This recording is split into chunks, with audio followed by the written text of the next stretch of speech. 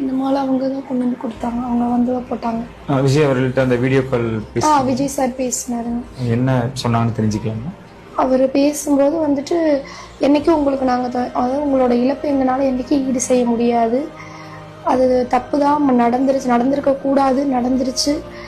அதுக்கு நான் எப்படி ஆறுதல் சொல்றதுன்னு எனக்கு தெரியல. தப்பு தான் அப்படின்னு சொல்லிட்டு அதுக்கப்புறம் வந்து என்றைக்குமே இன்னையோட நம்மளோட உறவு வந்து முடிஞ்சிடாது.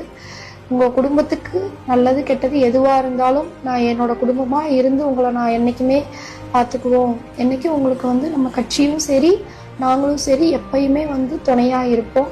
நீங்கள் எதுக்கும் பயப்பட வேண்டாம். நாங்கள் என்றைக்குமே உங்களுக்கு அவர் எங்கள் வீட்டுக்காரி இருந்து என்னென்ன பண்ணுவாரோ அது எல்லாத்தையுமே நாங்கள் பண்ணுறோம் அப்படின்னு சொல்லி அவர் சொன்னாங்க. அவர் பேசும்போதே அவர் கண்ணு கலங்கிடுச்சு. அவர் சொல்லும்போதே. நீங்கள் ஏதாவது விஷயங்கள் பேசுனீங்களா அவர்கிட்ட? அவர்கிட்ட சொன்னேன், உங்களை பார்க்கணும்னு சொல்லி தான் அவ்வளோ ஆர்வமாக அவர் வந்தார்.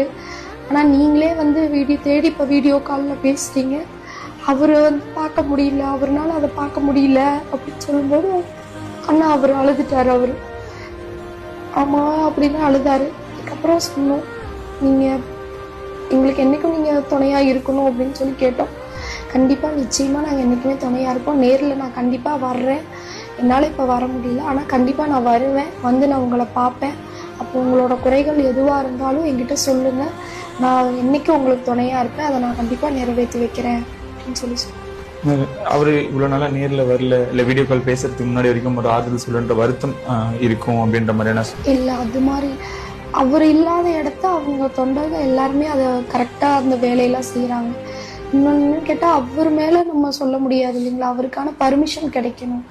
அவர் வந்து அவர் வர்றாரு அப்படி தடாலடியாக அவர் வர்றாருன்னு தெரிஞ்சாலே எல்லாரும் கூட்டம் கூடும். திரும்பவும் அது மாதிரி ஒரு சம்பவம் வந்துடக்கூடாதுங்கிறதுனால தான் அவர் நேரில் வர்றதையே அவாய்ட் பண்ணிட்டு இருக்காரு. ஸோ அதனால அவர் மேலே எந்த ஒரு வருத்தமும் இல்லை.